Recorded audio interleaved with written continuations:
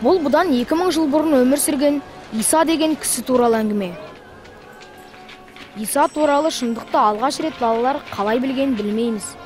Ол бұлай болу мүмкін.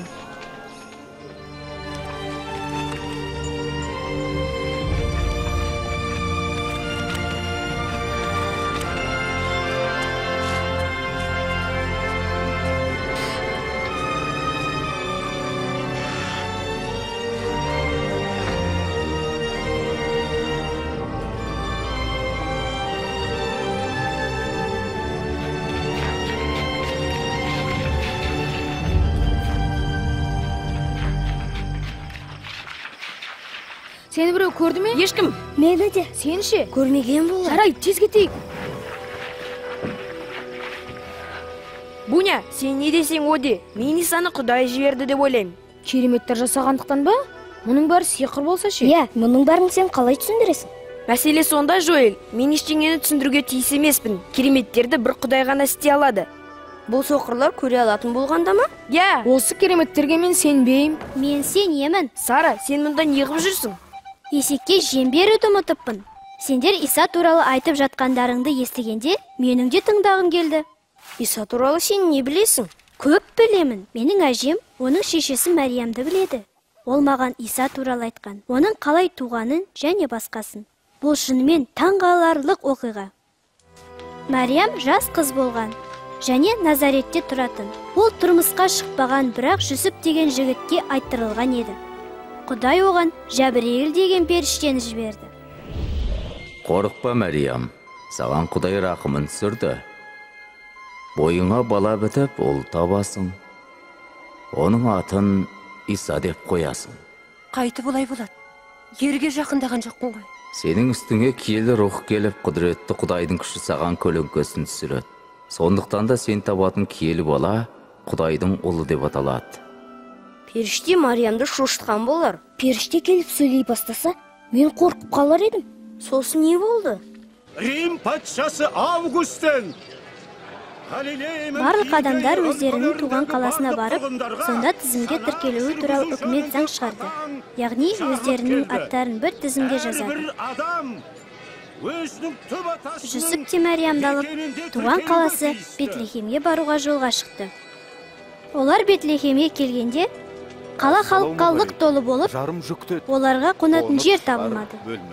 Еш жерден орын табылмады да, олар қораға барып жайғасты.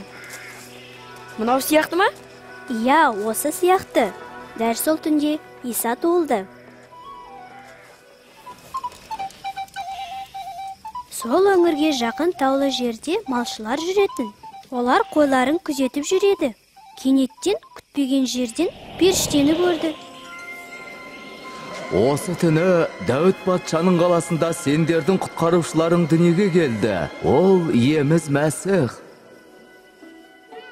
Малшылар сәбиді көру үшін тез барды. Ол ақырда жатты. Елестете аласыңдар ма?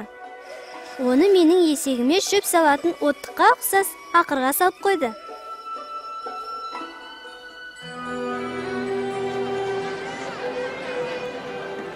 Иса туғаннан кейін Мәриям мен Жүсіп оны Иерусалимдегі ғибадатханаға апарды.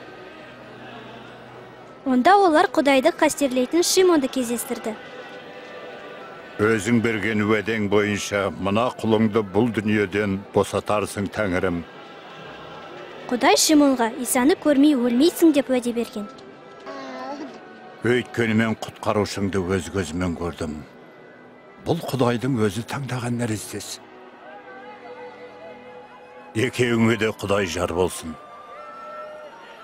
Құдай сәби Исаны таңдап алған еді.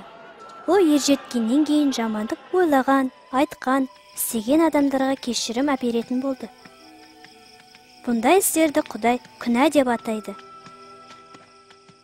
Иса нәресте болды, енді ол ересек адам. Ол бала болды ма екен? Әрине болды. Әжем ол 12 жасында Мәриям мен Жүсіппен бірге Иерусалимге келді деген. Иса ғибадатханаға барып, ұстаздармен әңгімелесті. Мынандай қиын сұрақ қойып отырған бала кімдікі?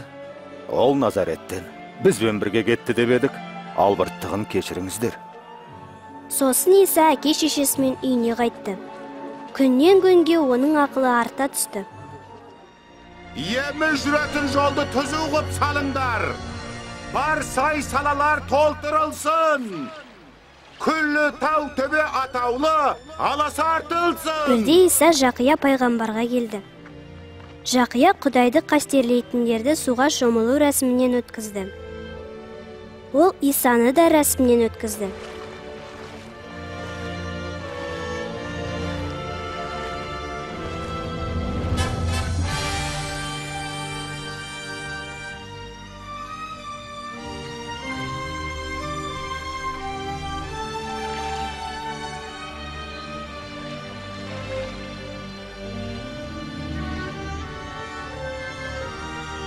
Сонда тұрғандардың бәрі көктен Құдайдың даусын естіді. Құдай, сен сүйіктімсің, саған ризамын деді. Сосын Иса не істеді? Ол елді аралап, жұрттың бәріне Құдай туралы айтты. Сәлемет ба. Сәлемәтсіз бе? Иса өзі өскен Назаретке қайтып келді. Бірде ол мәжілісханаға барды. Ақсақалдар одан Құдайдың кітабынан оқып бер деп сұрады. Иса киелі кітаптан мынаны оқып берді. Құдай адамдар өзімен бірге мәңгі өмір сүре алуын қалады. Сол үшін ол Исаны жерге жібермек болды. Жаратқан иенің рухы үстімде. Ол мені жарлыларға ізгі хабар айтуға тағайындады. Мені тұтқындардың босатылып, зағиптардың көретінін, езілгендерді құтқарып, Тәңір кешірім беретін мейірімділік жылын жариялауға жіберді. Жақсы кеңес айтып тұр. Ол ағаш ұстасы Жүсіптің ұлы. Апырмая, солай ма, мәсіқ бізге қашан Ол жақсы ұстаз. Дұрыс айтасың. Киелі кітаптағы осы сөздер бүгін орындалды.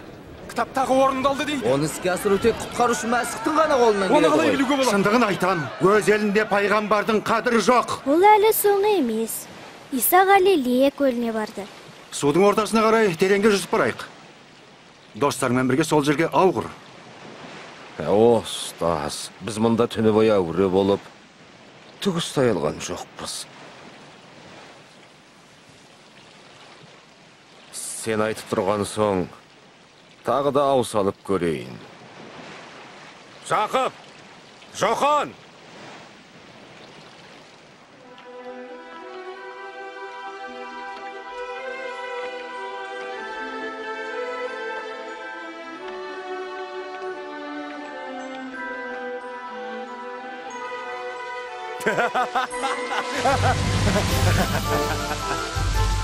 Жақып! Жохан!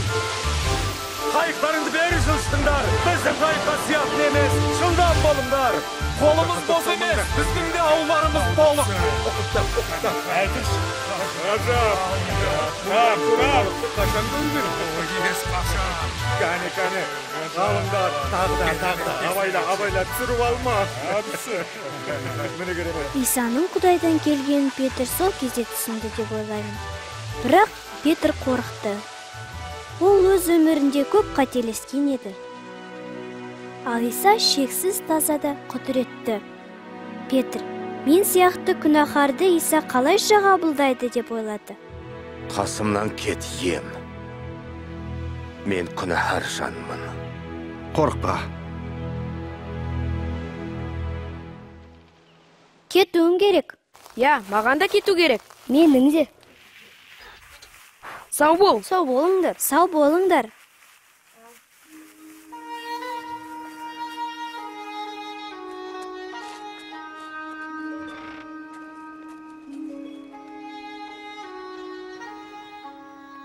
Бұл не, сен қайда болдың? Достарыңмен тағы қыдырдың ба? Иә, әке. Халет те сонда болды ма? Иә, әке. Сол балаға жолама деп мен саған неше рет айттым. Әке, Оның әкесі Иса жайлы ғажап әңгімелерге сенетінін білесің. оның несі дұрыс емес? Құдай бізге күшті патшаны жібереді деп сенеміз. Досыңның әкесі ол патша қорада туды дегенге сенеді. Бұл ақылға сыймайды. Халептің әкесінікі шын болса ше? Жоқ, бұл не? Әңгіме осымен аяқталды. Жарайды. Маған келіп сөзіме құлақ қойыңдар. Шынайы өмірге ие боласыңдар. Құдай мейірім көрсеткен кезде оған бет бұрып сыйыныңдар. Әділетсіздер теріс жолдарынан қайтып, арамзаларын еттерінен бас тартсын. Егер өкініп жаратқан еге келсе, ол шексіз кешіруге дайын. Осылай оның рахмына бөленіп, шат-шадыман өмір Тыңдаңдаршы, сүресің. сендерге бүгін не болғанын айтып берейін ба? Айтшы. Иса мәжілісханада Құдайдың сүйіспеншілігі туралы айтты. Мәжілісханада көп адам жиналды, және жұрт сыртта да оны тосып тұрған еді. Иса, жалынам саған қызымды ажалдан құтқаршы. Рахмет көр. 12-ге жаңа толғанда өлгелі жатыр. Көмектесші. Өтінем үйіме кірші. Жайыр, ақылға кел. Жайыр, оны мазалама. Иса. Ұстаздың босқа мазасын алма. Қызым өліп қалды. Тек сенімің болсын.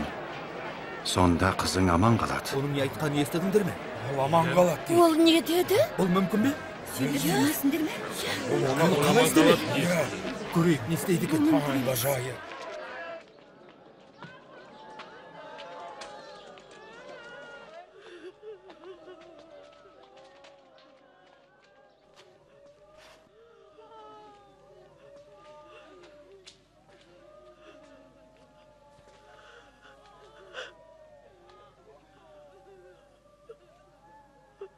Қызым, тұра ғой.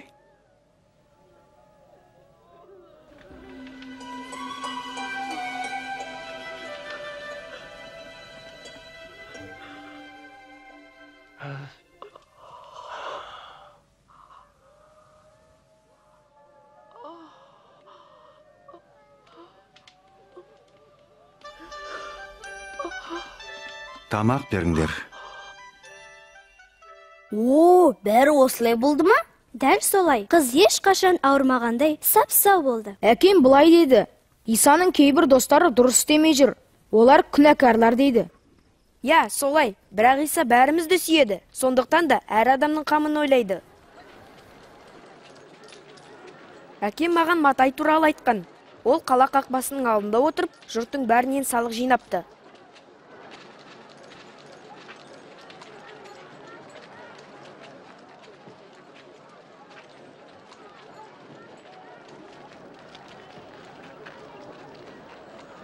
Соңыма ер.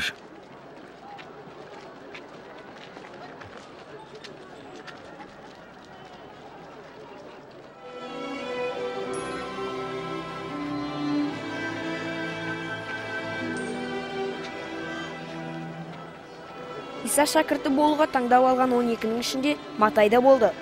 Олар бірге ел аралап жұртқа Құдай туралы айтқан оның жақсы достар еді. Солармен бірге Шимон аталған Петр да болды. Петрдің інісі Әндір, Жақып, Жохан, Филип, Барталмай, әрине Матай, Тома, тағы бір Жақып пен Шимон. Жақыптың інісі Яхуда және Яхуда Искариот. Олардың бәрін қалай есіне сақтадың? Ол өте ақылды. Өзің ақмақ болған соң солай ойлайсың. Онда емеспін. Жаман есегіңнен ақылды емессің. Әй мақтаншақ, бұл менің досым. Кім мақтаншақ? Кім? Тиіспе оған. Сонда мен тоқтататын кім? Сен бе? Көрсет оған. Сен дегенсің. Ұр оны, ұр. Сол керек. Соғын. Көрсет оған. Сол. Кәне. Сол керек. Ұр оны. Көрсет оған. Әй балалар. Кәне. Сол керек. Соғын.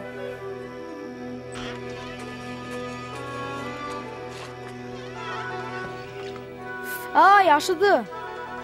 Жараны емдемесе жаман болады. Не боп қалды? Ол төбелесті. Сенен сұрап тұрғаным жоқ, Лия. Кешіріңіз. Мен Халеппен төбелестім. Олар Иса туралы сөйлесті. Достарымен ылғи Сараның қорасында кездеседі. Иса жайлы сол әңгімелерден жақсылық күтпе. Ол патшамыз емес, ешқашан болмайды да. Бірақ әке, оны шынымен Құдай жіберген шығар. Болды енді.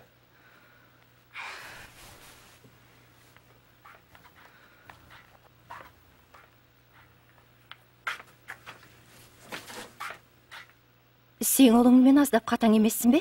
Мен олай деп ойламайым. Жуырда мұның маңызы болмайды.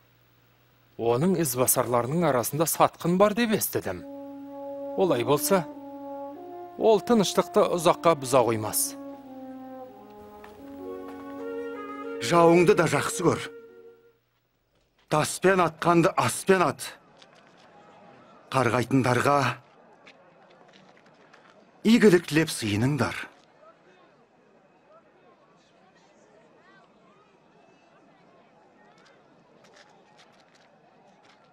Егер бетіңнің бір жағынан ұрса, екінші жағын тағы тос.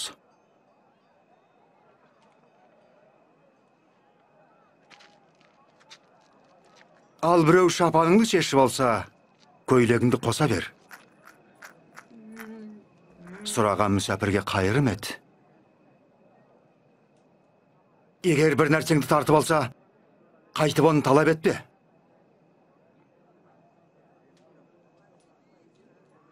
Сендерге басқалар не жасасын десеңдер, оларға да солай етіңдер. Мына кісімен таныссам болғаны. Сонда бұл құтқарушы мәсіх болғаны ма? Мәсіх дегенде ол не айтпақ болды? Олар бұл туралы мәжілісханада айтқан. Мәсіх дегеніміз уәделенген патша. Оған еріп барайық.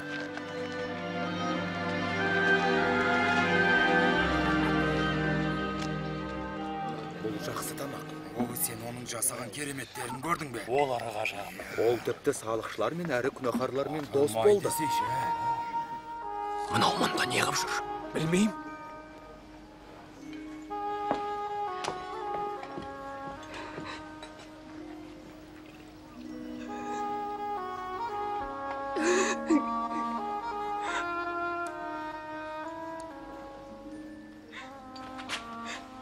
Не істеп жатыр?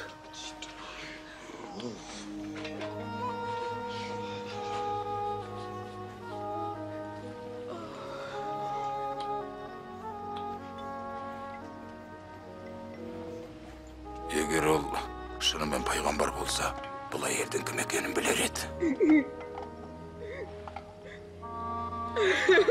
Қолын тигізгенде құны қара екенін сезе қояр еді. Оның кім екенін білемін, Шимон. Әуелі мынаны тыңда. Бір күні екі адам біреуден қарыз алыпты. Біреу 500, екіншісі 50 күміс ақша. Бірақ олар борыштарын өтей алмай, қарыз беруші екеуінде кешіріпті. Қайсы оны көбірек жақсы көреді? Қарызы көбірек жақсы көреді де. Дұрыс айтасың. Мына әйелге қараш. Сен маған үйіңе келгенде аяғымды жуатын су да бермедің. Ал бұл аяғымды көз жасымен жуды да, басын иіп шашымен сүртті. Сен мені бетінен де сүймедің. Ал ол болса шөпілдетіп аяғымды сүйді. Сен құрметте басыма май жақпадың. Ал ол менің аяғыма иіс май жақты. Саған айтам, мұның көрсеткен зор махаббаты оның барлық күнәдан тазарғандығын білдіреді. Кімнің аз ғана күнәсі кешірілсе, ол аз жақсы көреді.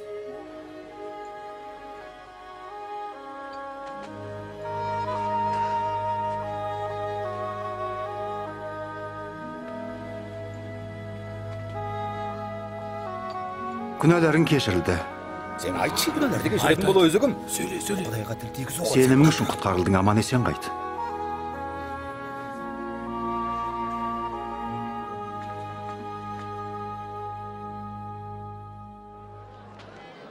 Мені жоғары көтерші. Кел еғымаш. Дәл өзі. Енді көрдің бе? Я көрдім сан. Пайғамбардың дәл өзі. Қараңдар. Міне. Бір диқан тұқым себуге шықты. Тұқым шашқан кезде дәннің кейбіреуі жол бойына түсіп тапталып қалды. Оны құстар шоқып жек қойды.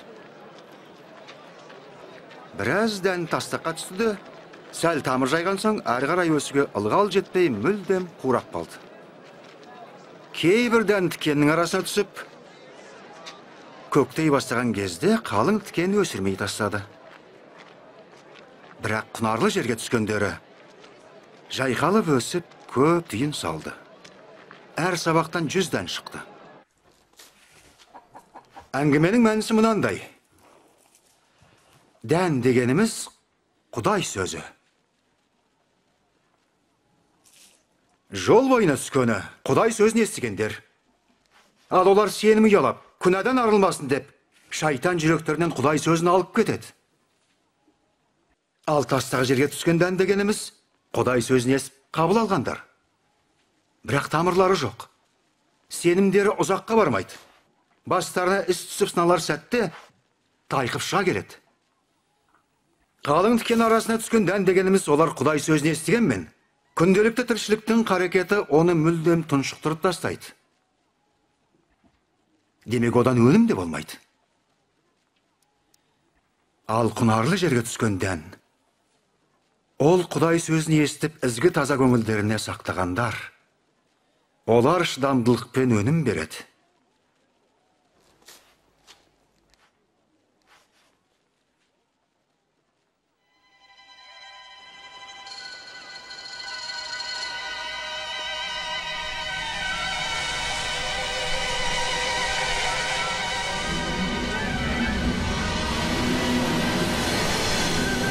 Желтім қатты. Суға батамыз. Ұстай алатын емеспіз. Ұстаз, оян. Ұстаз. Құтқар, ұстаз. Суды қайықтан төгу керек. Суға батамыз. Батып барамыз. Толқынның астында қалдық. Ұстаз! Ұстаз! Оян. Ұстаз, құритын болдық. Қайық суға кетіп барады. Құрдымға кетеді, құтқарымызды ұстаз! Біз көппіз. Құтқар. Ұстаз. Құтқар. Құтқар. Ұстаз. Ұстаз. Ұстаз.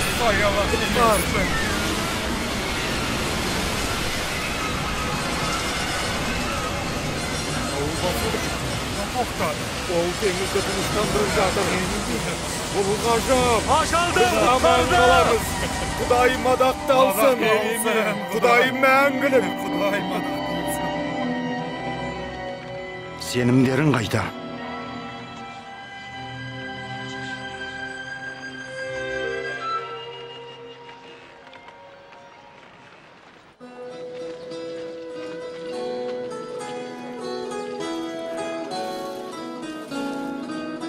Мынау ұнайды. Бағасы қанша? Натан! Естідіңдер ме? Иса жақын жерде. Ол мұнда келе жатыр ма? Ол қалаға жақындады. Кәне, сонда барайық. Барайық.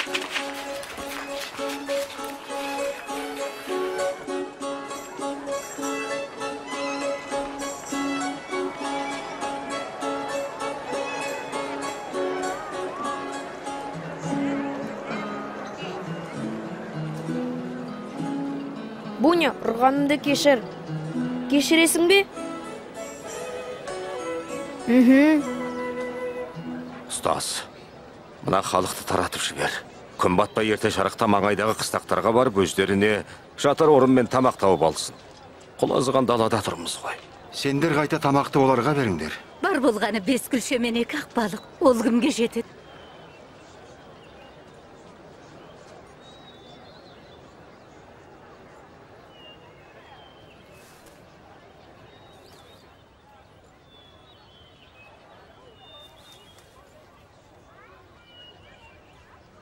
Жердің нәрі осынанды бізге бұйыртып отырған әлемнің әміршісі, құдіреті күшті Құдай.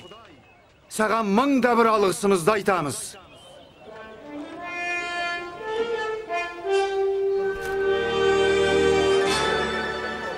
Охо, Міне ғажап. Нағыз керемет қой.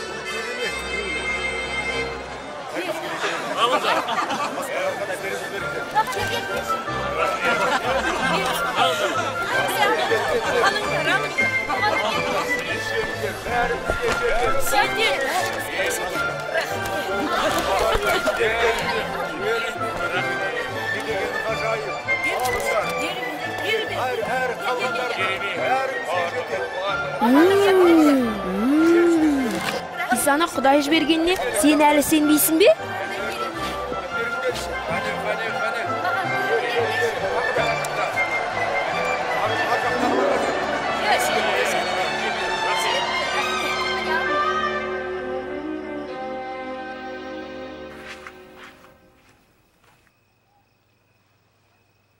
Сен қайда болдың? Әке, мен шындықты айтуым керек. Біз Исаны көруге бардық. Неге? Өз көзімен көрсем де, бұған әлі сенбей тұрмын. 2 балықпен біраз күлшеден сонша тамақ жасап, күлі жұртты тойдырды. Джонатан, кім білет, ал бұл шынымен де мәсіх болып қалар. Мұндай бекер сөзге сенуші болма.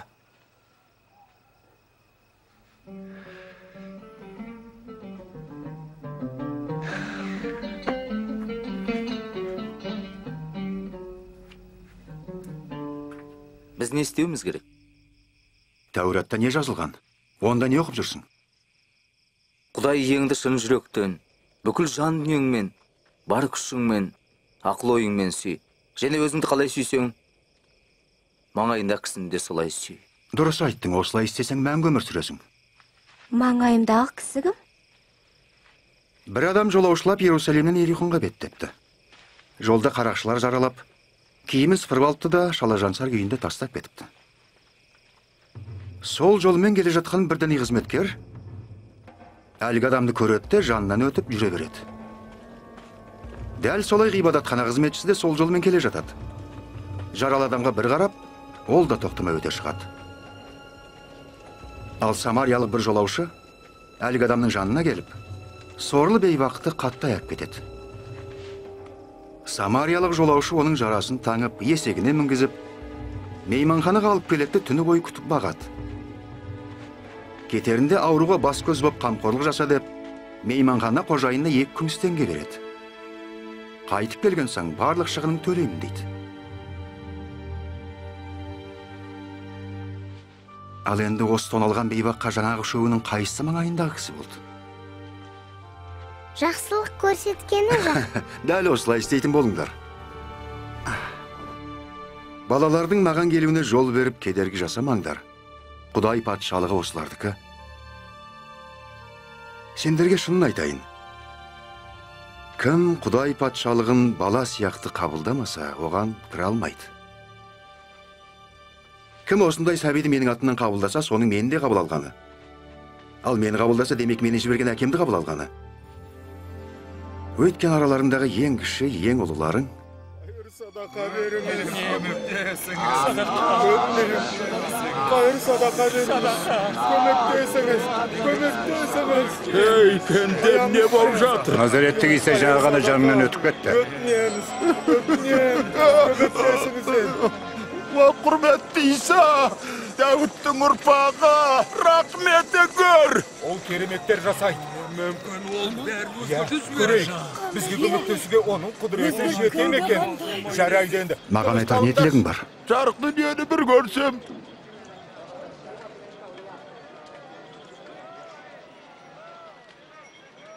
Тілегің болсын. Сенімің арқылы құтқарылдың. Оғашам. Көріп тұрмын. Көріп тұрмын.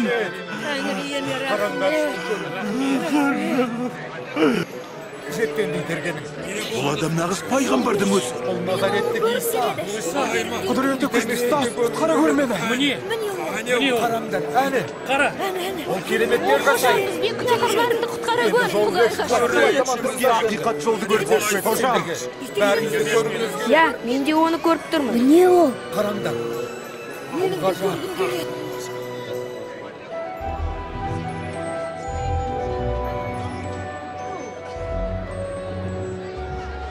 Мына кісің неге ағашқа өрмелейді? Ол аласа, сосын жұрттан түк көре алмайды.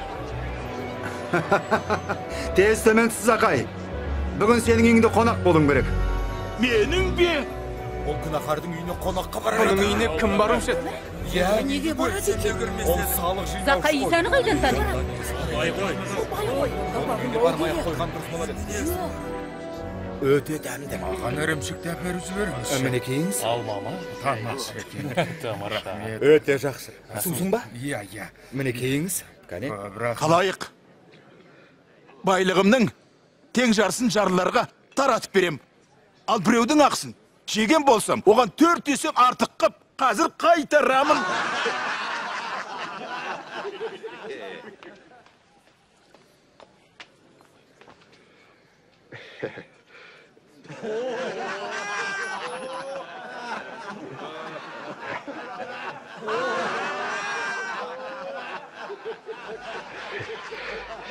Сенейін бе, сенбейін бе? Мұна салық алушы жиған мүлкін шынымен таратып беріп жатыр ма? Кісі сенбейтін нәрсе. Бүгін осы іші құтқарылды. Бұл адамда Ыбырайым атаның ұрпағы ғой. Мен адасқандарды іздеп құтқаруға көктен келдім.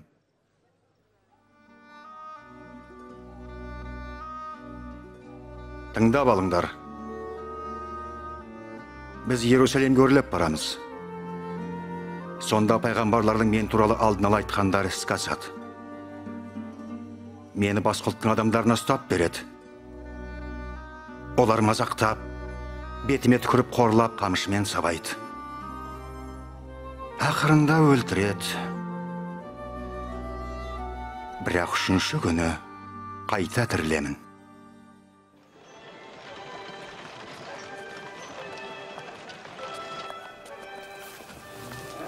Сәлем, Сара. Сәлем. Тоқтаңдар, мұнда бір өзгеріс бар сияқты. Иә, Сараның есегі жоғалыпты. Жоғалған жоқ. Оны біреуге уақытша бердім. Сенің жаман есегің кімге керек болып қапты? Келе жатқан сағатқанемнің шапағаты тиген патша. Міне, біздің патшамыз келеді. Жаратқан емнің шапағаты тиген патша. Құдай мәңгілік. Адақтаңдар Құдайды. Құдай мәңгілік. Ұстаз, шәкірттеріңіз шуламаңдар деп айтшы. Шынын айтам, егер олар үндемесе, тіпті тастар айғай салар еді. Есендік тілеймін, мәртебеңіз өсе берсін, аман болыңыз. 5, 6, 7, 8, 9, 10, 22, 23, 24, 25, 26, 27.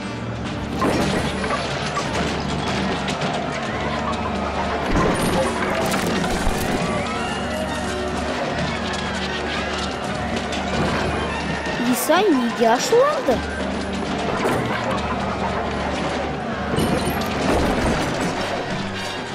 Ғибадатхана Құдайға сыйыну орны, бірақ олар оны базарға айналдырды. Киелі кітапта менің үйім ғибадатхана болсын делінген. Сендер оны қарақшылар ордасына айналдырдыңдар. Анау менің малыма қарай бара жатыр. Ұстаңдар ананы, ұстаңдар, жібермеңдер.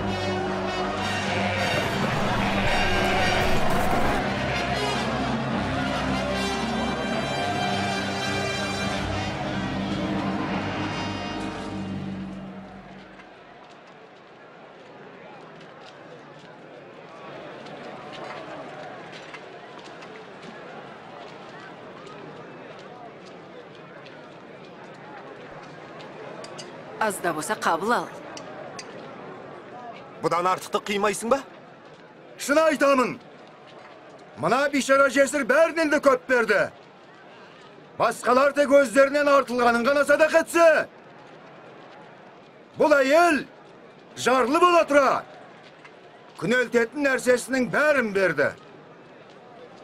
Ұстаз, мұның бәрін шын айтып тұрғаныңды білеміз. Адамдардың бет жүзіне қарамай арасында да жұртты Құдайдың жолына үйретесің. Айтшы, дінсіз Рим патшасына салық төлеуіміз Құдайдың заңына қайшы келмей ме? Абай бал қожам, алдап қармаққа түсірмекші. Бір күміс теңге беріңіз. Күміс теңгедегі ме?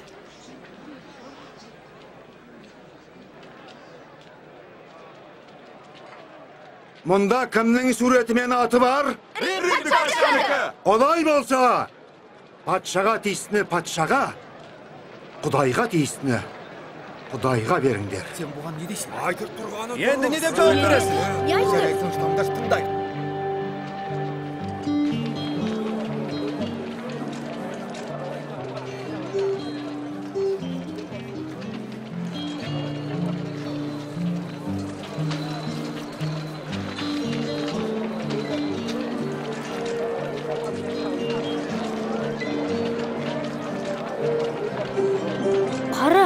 Петр ғой.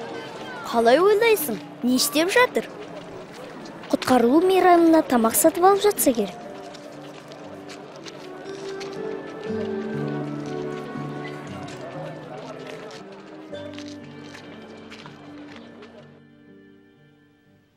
Мен азап шегер алдында мына құтқарылу мейрамының асын сендермен бірге жаудаңсап едім. Құдай патшалығында құтқарылу толықтай жүзеге асқанша мен осы асты бұдан бұлай ішпеймін.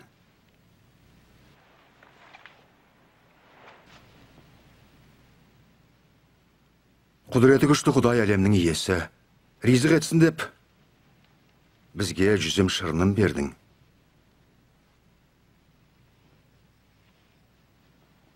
Мұнан алып өзара бөлісіңдер.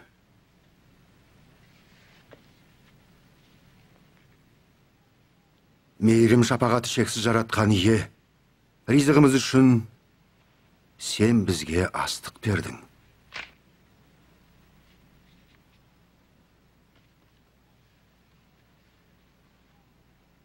Бұл сендер үшін беріліп жатқан денем. Мені естеріңе түсіру үшін осылай істеңдер.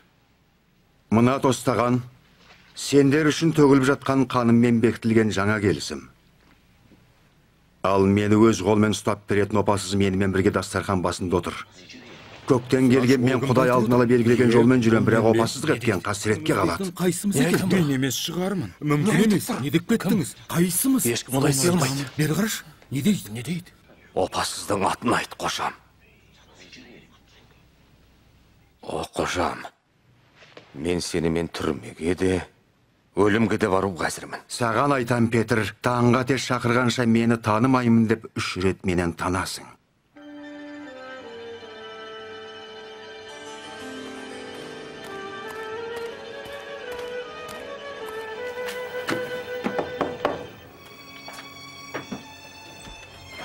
Жоғарғы кеңес шешімін шығарды.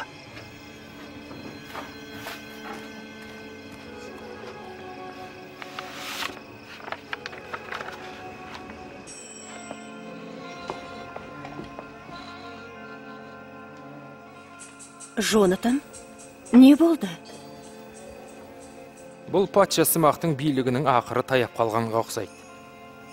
Жаңа ғана кеңестен хабар алдым. Исаның шәкірттерінің біреуі Яхуда Исхариот оны ұстауға көмектесемін деп келісті.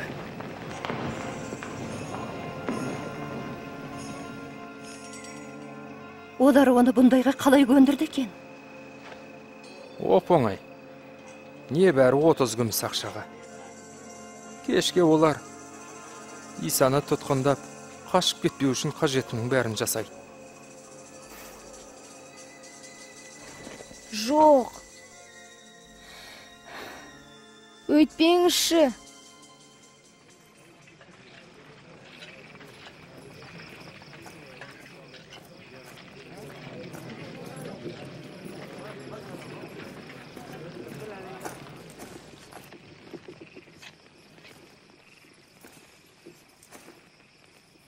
Яхуда.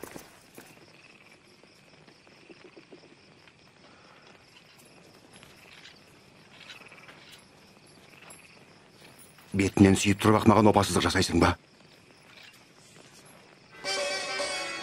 Қошам, қанжармен шауып тастайық. Тез мынаны тұтқындаңдар. Тоқтатыңдар.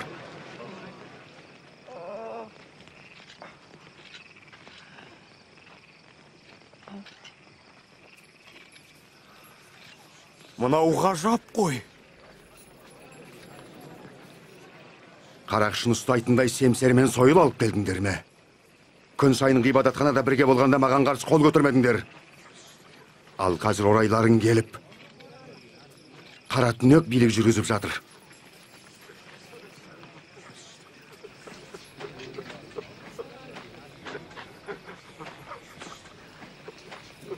Тұтқындаңдар.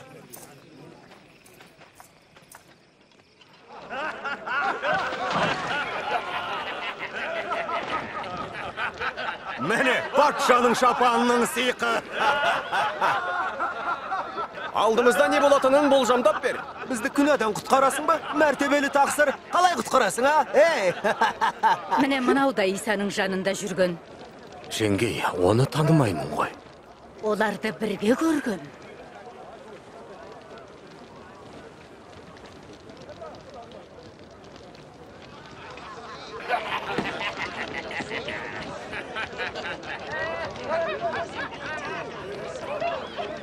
Сен де солардың бірісің. Жоқ, мен емеспін.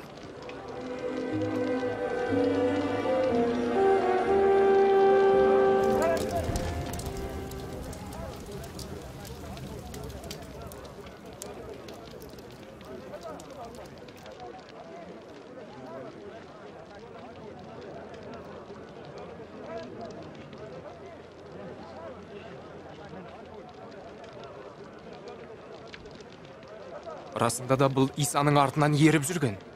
Өзі де Галилеялық қой. Ей, кетші!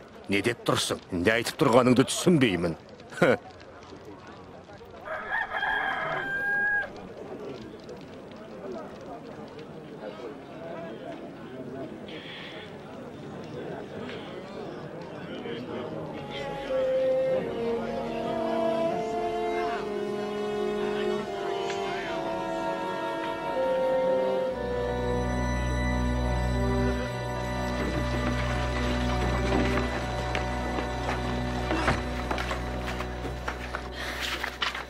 Натан! Уня, не болып қалды? Иса бәлеге ұшырады, тезірек басқаларға айту керек.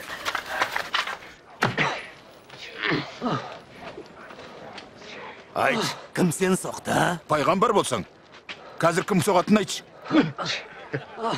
Тоқтатыңдар. Тоқтат дейім. Кеңеске алып жүріңдер. Жүр.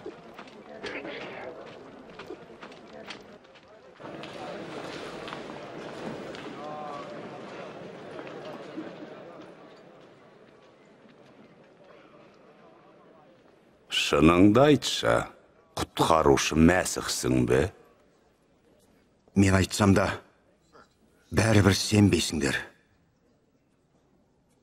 Сендерге сұрақ қойсам да бәрібір жауап бермейсіңдер. Тағайындалған билеуші қазірден бастап Құдайдың оң жағында отыратын болады. Онда сен Құдайдың ұлысың ба? Сол екеніңді өзің айтып тұрсың. Құдайдегі оның қандай қақысы бар? Құдайдегі оның қандай қақысы бар? Оның жаңа не дегенін осы тұрған бәріміз естіді. Айтып тұрған сөзін қараш бұның. Біз бұны әмірші Пилатқа алып барамыз. Дұрыс айтады. Апарыңдар. Тездетіп ақ барыңдар. Апарың кете берсін. Алып кетіңдер тездетіп. Болыңдар. Исаны Понтий Пилатқа апара жатыр. Пилатқа? Ол ең зұлым римдік әмірші ғой. Білесіңдер ме? Ол мыңдаған адамды айқышқа керіп өлтіртті.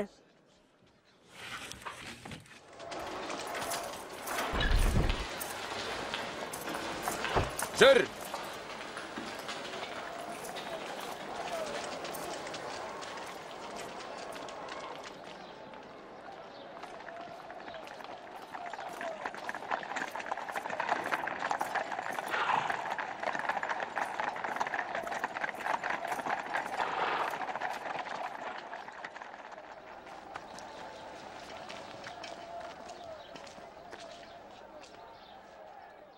Соншама ерте жиналып менен не күтіп тұрсыңдар?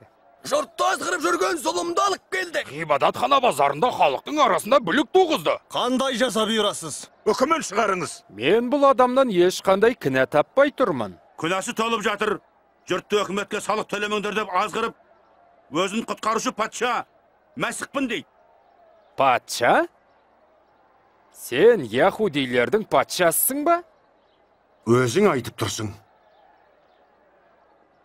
Галилеяда бүлігін бастаған соң енді мұнда келді. Галилеядан? Сен Галилеялықсың ба?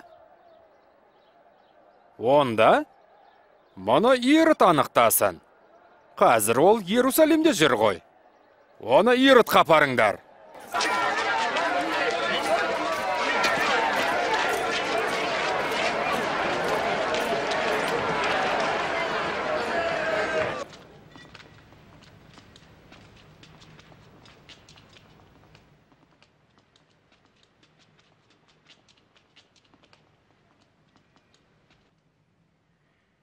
Сонымен өзіңді кіммін деп атадың?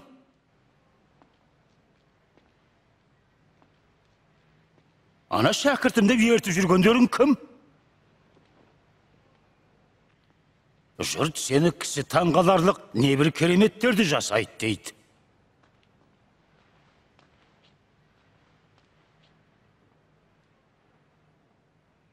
Маған көрсетші. Мәртебелі тақсыр, мынау жұрттың миын улап шатастырып жүр. Өзін патшамын деп жариялады. Мынау патша ма?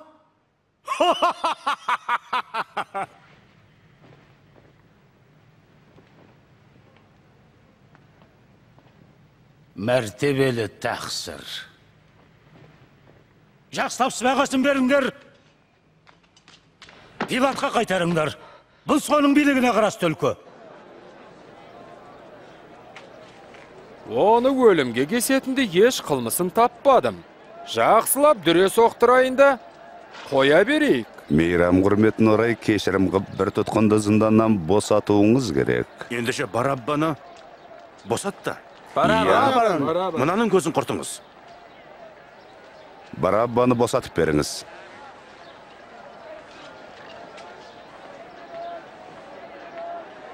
Ағашқа кер оны! Ағашқа кер! Сен, дүре соқыңдар.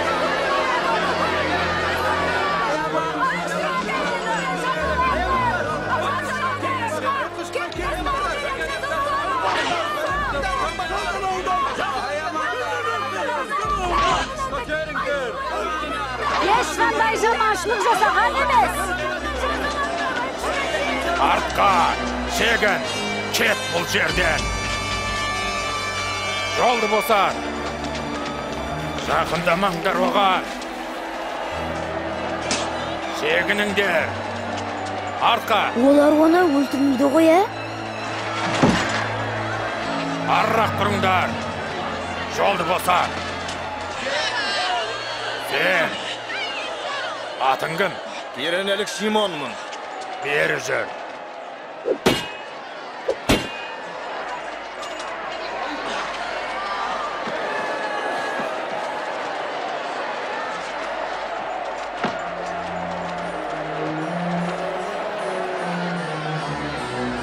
Ары тұр. Жолдан бұлай.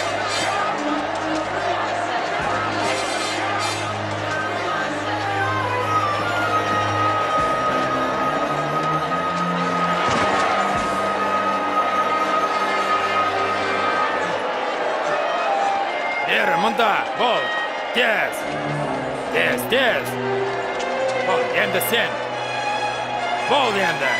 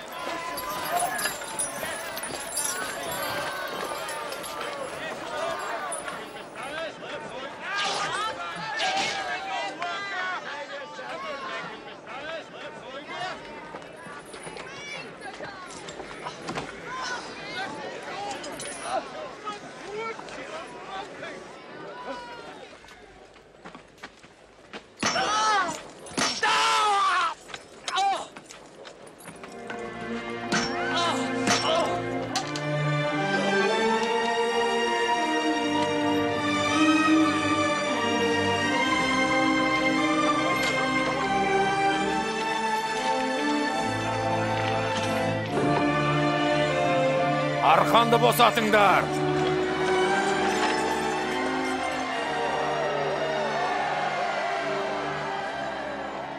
Әке, оларды кешір. Не істегендерін білмейді.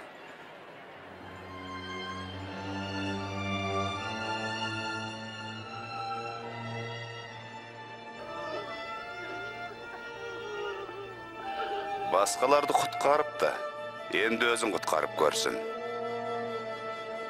Құтқарушы болсаң өзіңді құтқар. Мына айқыстан секіріп түсіп кет. Көп ғажаптарыңның бірін көрсетші қане.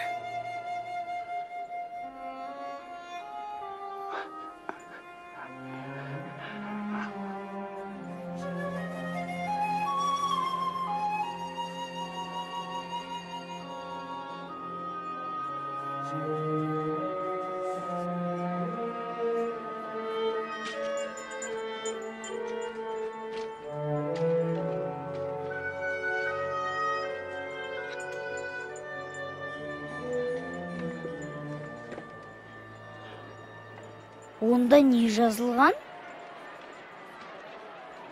Яһудилер патшасы. Егер Иса патша болса, олар неге мұны істейді? Мен білмеймін.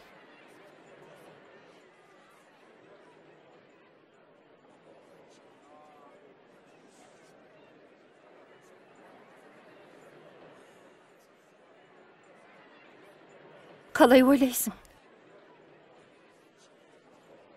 Мүмкін ол Құдайдан келген шығар.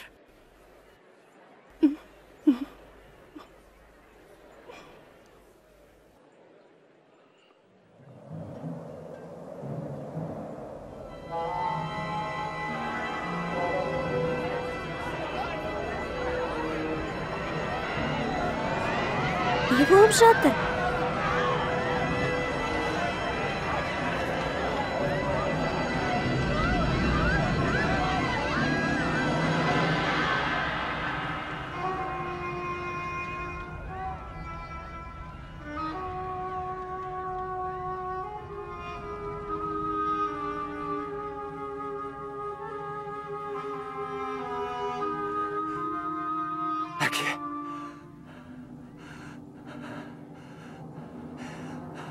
Рухымды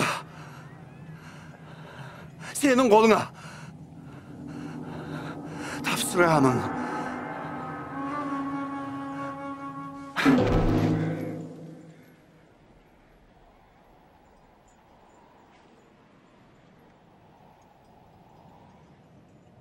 Мен ұстазға қабір дайындап қойдым. Оның мәйітін алайын деп едім. Ала беріңдер.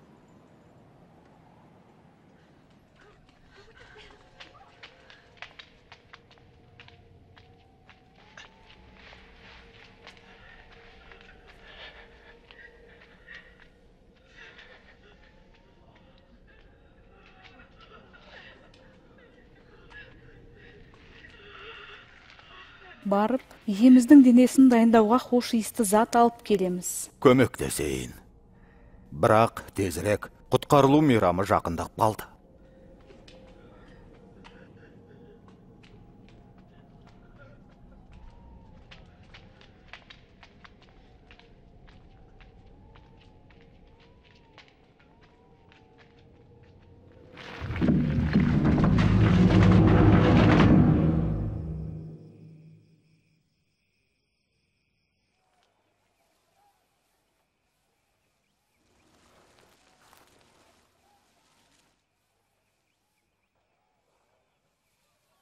Исаны ешқашан көре алмайтыныма сене алмай тұрмын. Тоқтаңдар. Естеріңде жоқ па? Иса ылғи не деп айтушы еді? Не? Менің есіме түсті. Ол 3-ші күні қайта тірілемін деп айтқан.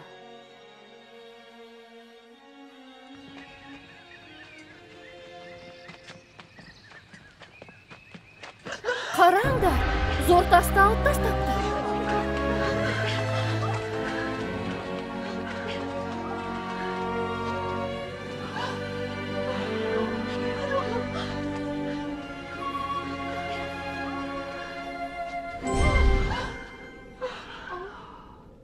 Тіріні өлгендердің арасынан неге іздейсіңдер?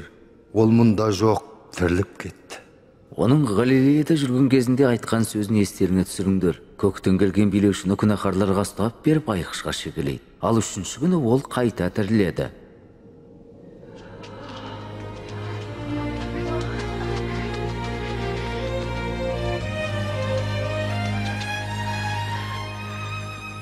Тыңдаңдар, тас орнынан ап тасталған. Кіріп қарап едік. Қожамыздың жатқаны. Сүйегі жоқ. Жоқ? Сонда күнде жарқыраған екі періште кеп, қасымызда тұрып былай деді.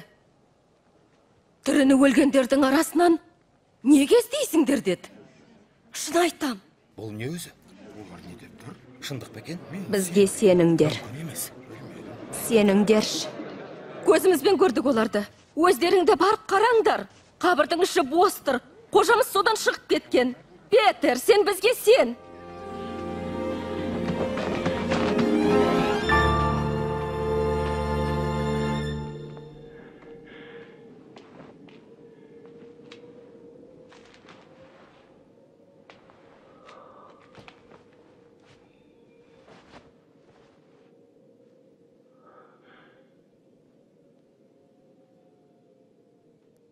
Еміс шынымен тіріліпті.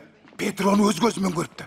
Жол жөнекей бірге келсек те, біз оны танымадық. Нан үзген кезде ғана бірден таныдық. Мұста, онда неге бар декен ол?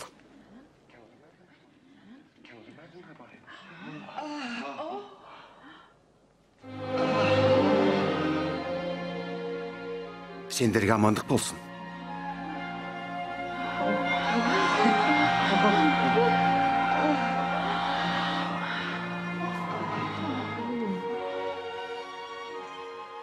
Неге абыржисыңдар? Немене көшіп айланып тұрсыңдар? Қолыма, аяғыма қараңдар. Сонда мен екеніме көздерің жетеді. Міне қолымнан ұстаңдар. Мына менен көріп тұрғандарыңдай әр уақытта ет пен сүйек болмайды. Сендермен бірге тұрған кезінде алдын ала айтқаным міне осы.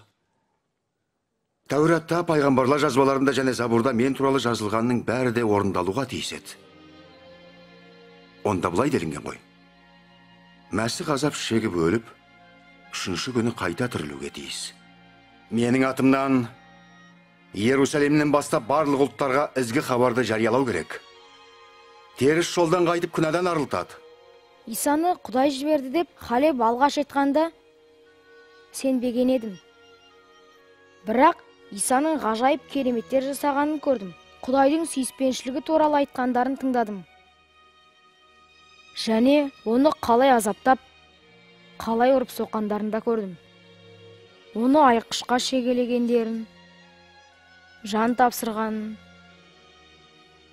денесін айқыштан түсіріп әкеткендерін де көрдім. Бірақ Исаны тағы да көремін деп ойламап едім. Содан соң Құдай уәдесін орындап, керемет болды.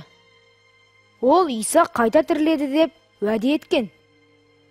Біз Құдай жіберген, біз үшін өмірін қиған құтқарушымыз Исаға сенсек, ол бізбен бірге болады.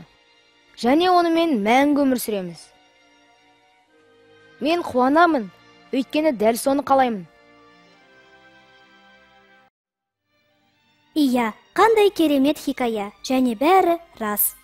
Халеб, Жоэл, Натан, Бунямен бірге сенде Исаның кім екенін көріп, таңғалдың. Құдай жіберген құтқарушымыз Исаға сенуді таңдағанымды өзің көрдің.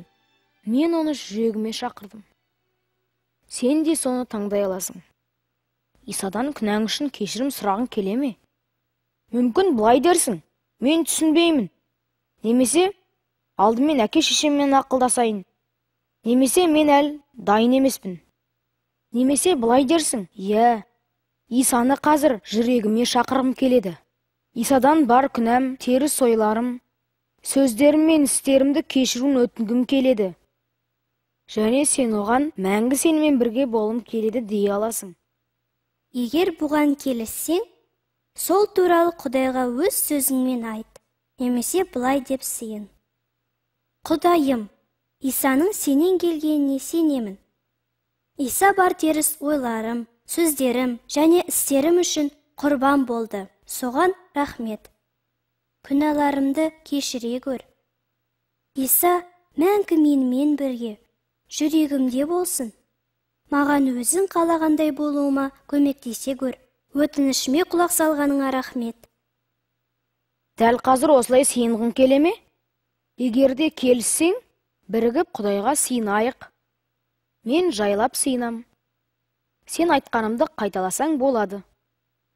Құдайым, Исаның сенен келгеніне сенемін. Иса бар теріс ойларым, сөздерім мен істерім үшін құрбан болды. Соған рахмет. Күнәларымды кешіре көр.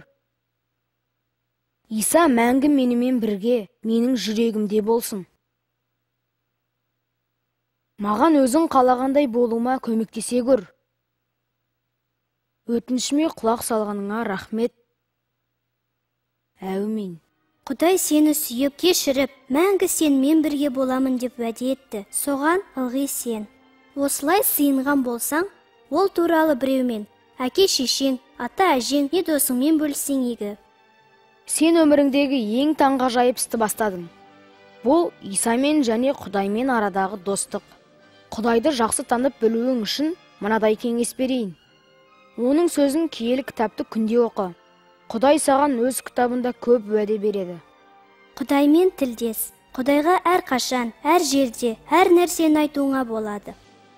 Исамен достығың жайлы жақындарыңмен бөліс. Оны танып, сүйетіндермен уақыт өткізуге тырыс. Саған Исаның шынайы тарихын қуана айттық. Енді кезек сенікі. Достарыңа бұл туралы айт.